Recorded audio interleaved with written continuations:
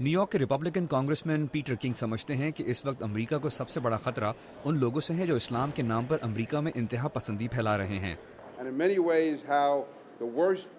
امریکی مسلمانوں میں القاعدہ کے عناصر جس قسم کی انتہا پسندی پھیلا رہے ہیں، اس کا سب سے زیادہ نقصان خود امریکی مسلمانوں کو پہنچ رہا ہے۔ مگر 50 سے زیادہ مختلف امریکی مسلمان تنظیموں نے نیو یارک کے ریپبلکن کانگریسمین پیٹر کنگ کی جانب سے امریکی مسلمانوں میں انتہا پسندی میں اضافے کے حوالے سے سماعتوں کو بالکل بے معنی قرار دیا ہے۔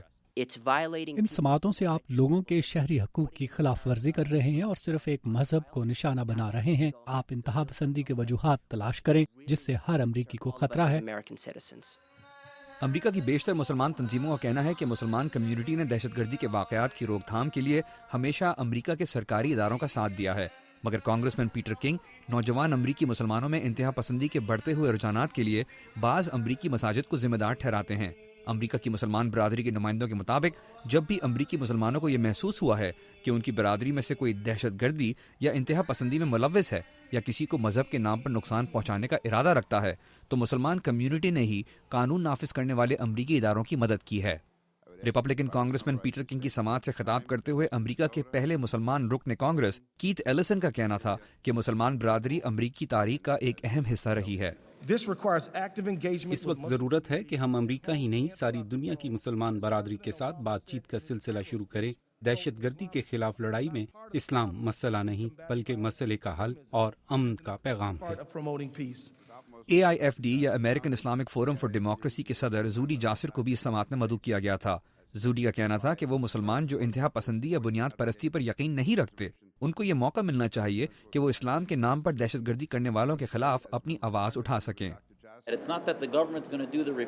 اگر اسلام کے نام پر دہشت گردی کے واقعات بڑھتے رہے تو امریکی حکومت کوئی نہ کوئی اقدام کر سکتی ہے۔ اس لیے میں اپنی آواز بلند کر رہا ہوں کیونکہ بحیثیت مسلمان اگر ہم نے صورتحال کو ٹھیک نہ کیا تو پھر حکومت کو اسے روکنے کی کوشش کرنی ہوگی اور وہ بالکل غلط ہوگا۔ سہیل اختر کا تعلق AMT یا امریکن مسلم ٹاسک فورس سے ہے اور وہ ان 50 مسلمان تنظیموں کا حصہ ہیں جنہوں نے کانگریسمین پیٹر کنگ کی سماعت کا جواب دیا ہے۔ وہ یہ سمجھتے ہیں کہ مسلمان امریکہ کی مسلمان کمیونٹی لا انفورسمنٹ کے ساتھ ہیلپ نہیں کرتی، یہ سراسر جھوٹ ہے، بالکل ہیلپ کرتی ہے۔ رفیع الدین احمد کا تعلق مسلم ایسوسی ایشن آف ورجینیا سے ہے۔ رفیع کا کہنا ہے کہ چند مسلمانوں کی وجہ سے ساری مسلمان برادری کو قصوروار ٹھہرایا جا رہا ہے اور اسی لیے امریکی مسلمانوں کے ساتھ دوسرے مذاہب کے ماننے والے بھی یکجا ہو کر اپنی آواز بلند کر رہے ہیں۔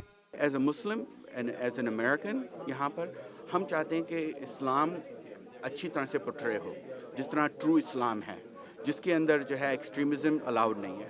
ریپبلکن کانگریسمین پیٹر کنگ کی سماعت میں سب سے دلچسپ پہلو اس وقت دیکھنے میں آیا جب ایک جانب کچھ مسلمانوں نے امریکہ کی کچھ مساجد پر تنقید کی کہ وہاں کے امام امریکی مسلمان نوجوانوں کو دہشت گردی کی جانب لے جا رہے ہیں، مگر اس کے ساتھ ساتھ دوسری جانب لاس اینجلس کاؤنٹی کے شیرف نے یہ کہا کہ جب کبھی بھی انہوں نے لاس اینجلس یا کیلیفورنیا کے مسلمانوں سے مدد مانگی ہے تو ہمیشہ ان مسلمانوں نے بڑھ چڑھ کر حکومت کی مدد کرنے کی کوشش کی ہے۔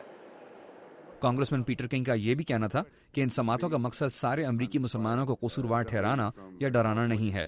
انہوں نے یہ بھی کہا کہ اگلی سماعتیں ان عناصر کے بارے میں ہوں گی جو امریکی جیلوں میں لوگوں کو انتہا پسندی کی طرف مائل کرنے کی کوششیں کر رہے ہیں۔ Imran Siddiqui, Urdu VOA، Washington.